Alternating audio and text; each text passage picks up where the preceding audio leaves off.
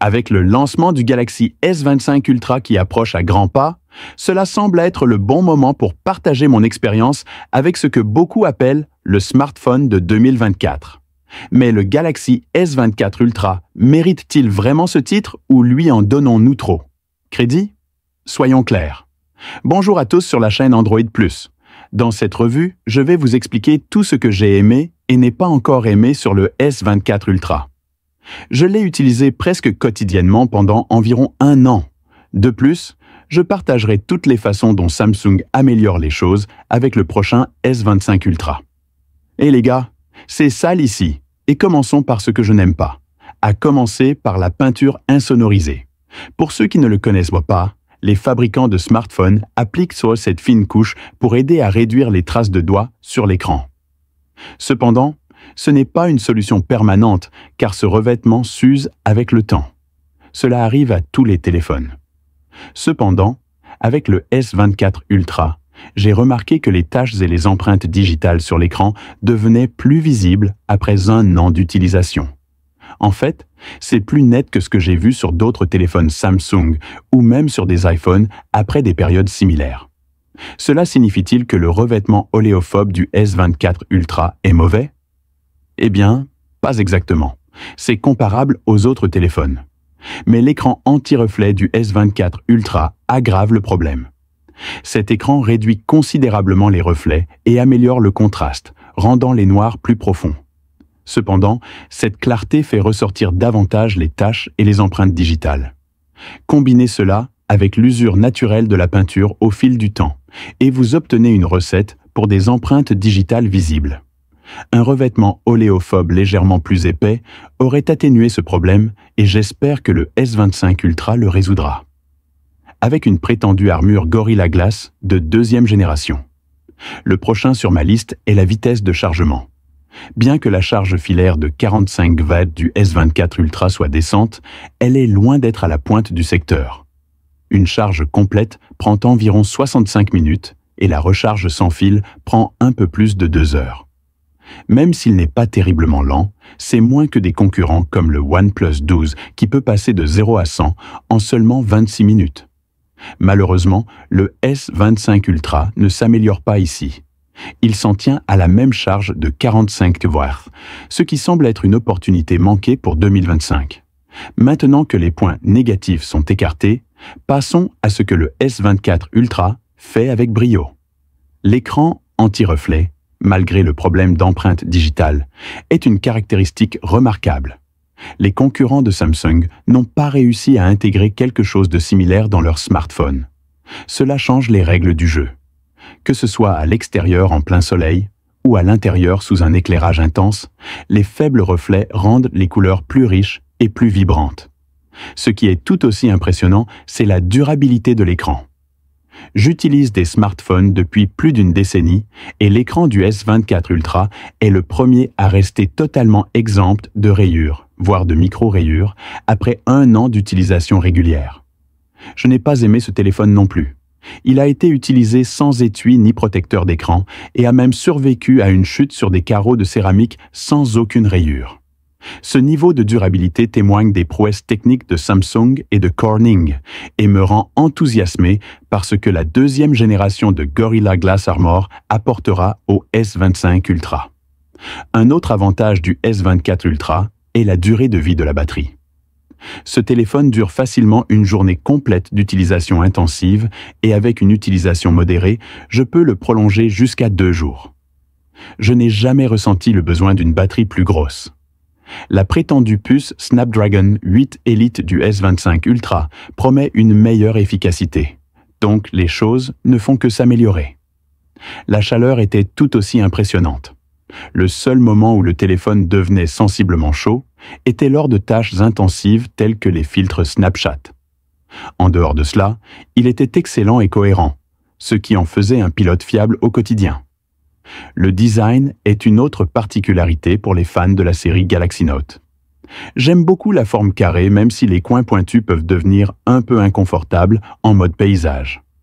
Samsung adoucit les bords du S25 Ultra, ce qui devrait améliorer le confort, mais c'est doux amer de voir le S24 Ultra marquer la fin de ce langage de conception emblématique. Parlons maintenant du système de caméra. Le traitement de Samsung s'oriente vers des images vibrantes et lumineuses, prêtes pour les réseaux sociaux. En tant que personne qui n'est pas photographe professionnel, j'apprécie les détails, les couleurs et le rendu global. Lorsqu'ils sont revenus au zoom binoculaire 5x au lieu de 10x, j'ai d'abord été déçu, mais maintenant j'ai l'impression que c'était une décision judicieuse, car cela m'a amené à utiliser l'appareil photo à zoom binoculaire plus souvent. Cependant, tout n'est pas parfait ici. L'appareil photo ultra large de 12 mp et le téléobjectif de 10 mp semblent décevants par rapport aux concurrents, proposant des capteurs de 50 mp et des objectifs similaires. Je ne dis pas que c'est mauvais, c'est en fait mauvais, et c'est en fait plutôt bon. Mais étant donné que les deux autres caméras ont plus de mégapixels, une valeur similaire de 50 mégapixels sur ces deux caméras aurait été idéale. Samsung résout partiellement ce problème sur le S25 Ultra en mettant à niveau l'appareil photo ultra large à 50 mégapixels. Mais le téléobjectif 3x reste à 10 mégapixels, ce qui est un peu décevant. En termes de performance, le Snapdragon 8 Gen 3 du S24 Ultra est très puissant. Je n'ai jamais rencontré de scénario dans lequel le téléphone semblait sous-alimenté.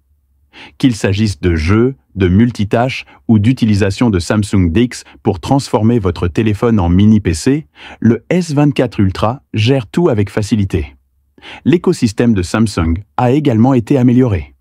QuickShare facilite le transfert de fichiers entre appareils, y compris les iPhones.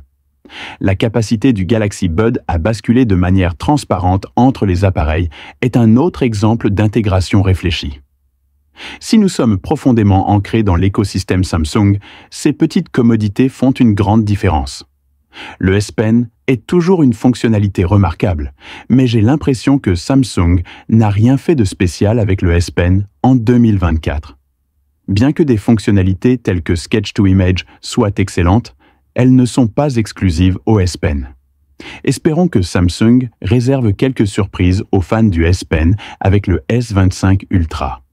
Sur le plan de l'IA, le S24 Ultra dispose d'un large éventail de fonctionnalités d'IA telles que Note Assist et Interpréteur, Mode et autres outils d'IA générative.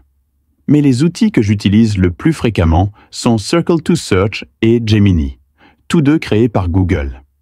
J'aime aussi l'idée de la traduction en direct, mais je n'en ai pas encore beaucoup utilisé. L'IA continue de rendre les smartphones passionnants sur un marché par ailleurs saturé. Et j'ai hâte de voir comment Samsung développera cela avec le S25 Ultra. J'ai également exécuté la version bêta de One UI 7 sur cet appareil et elle est peaufinée au point qu'elle ne ressemble plus du tout à une version bêta. Le S24 Ultra ressemble à un nouveau téléphone avec cette mise à jour. Le téléphone continuera de recevoir des mises à jour logicielles comme celle-ci, grâce à la promesse de Samsung de fournir 7 ans de mises à jour majeures d'Android et de sécurité.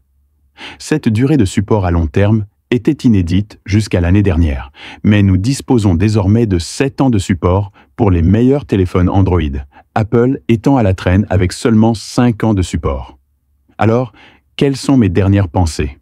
Écoutez, le S24 Ultra n'est peut-être pas le leader de sa catégorie dans tous les segments, mais dans l'ensemble, il est difficile à battre. C'est de loin le meilleur que nous ayons vu en 2024.